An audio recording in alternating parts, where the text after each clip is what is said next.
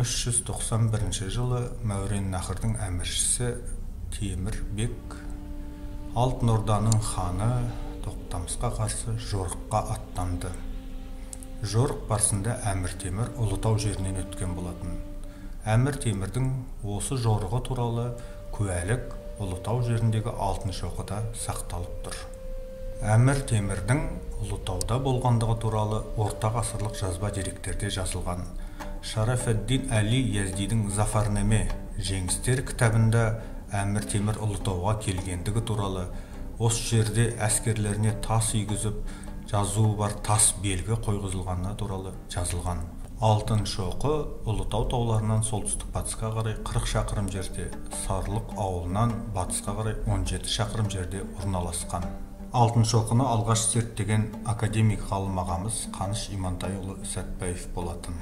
Алтын шоқының төбесінде ортасы шұңқыр тас үйінді табылып, тастардың арасында еріген шылақтың қалдықтары кездескен. Осыған қарап Қаныш Имантайұлы бұл кен балқытатын орасан зор металлургиялық пештің қирандысы деп болжам жасаған. Қолдан тұрғызылған үйіндінің етегінде жазуы бар тас жатқан. Табылған жәдігердің құндылығын түсінген Қаныш Имантайұлы Сәтбаев және оның қызметкері Ражнов тастағы жазуды фотоға түсіріп, суретін Мәскеуге ғылым академиясына жібереді.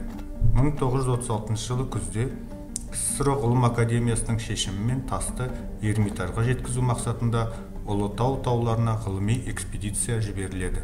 Әмір Темір тасының түп нұсқасы қазіргі күні Эрмитажда сақталып тұр.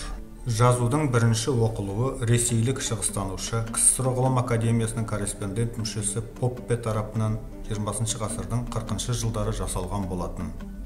Жазу 11 жолдан тұрады. Алғашқы 3 жолы араб әріптерімен, қалған 8-і ұйғыр жазуымен Орта Азиялық шағатайлық түркі әдеби тілінде жазылған. Бұл тастағы жазу Әмір Темірдің 1391 жылы Тоқтамыс ханға қарсы жорығының куәсі болып табылады.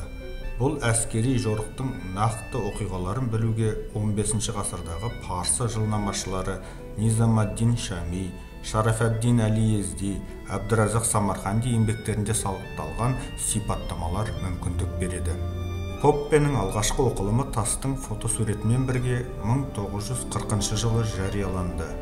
Ол эпиграфиялық ескерткішке Қарсақбайдағы Темірдің жазуы деген анықтама береді.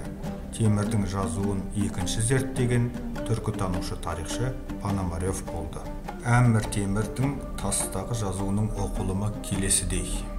Аса рақымды, мейірімді Аллах, шексіз билік иесі, кіршіксіз таза ақиқат, аса сенімді қорғаушы, аса құдіретті де күшті, дана, өмір мен өлімді сыйлаушы. 793 жылдың жазында, қой жылының көктем айының ортасында, 6 сәуір 1391 жыл, Тұранның сұлтаны Темір бек 300 мың әскермен ислам үшін Бұлғақ хан Тоқтамысқа қарсы көтерілді.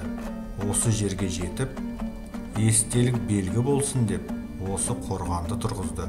Құдай берсін, Құдай әділеттік жасасын, елдің адамдарына Құдай мейірбандық танытсын, бізді олар дұғамен еске алсын.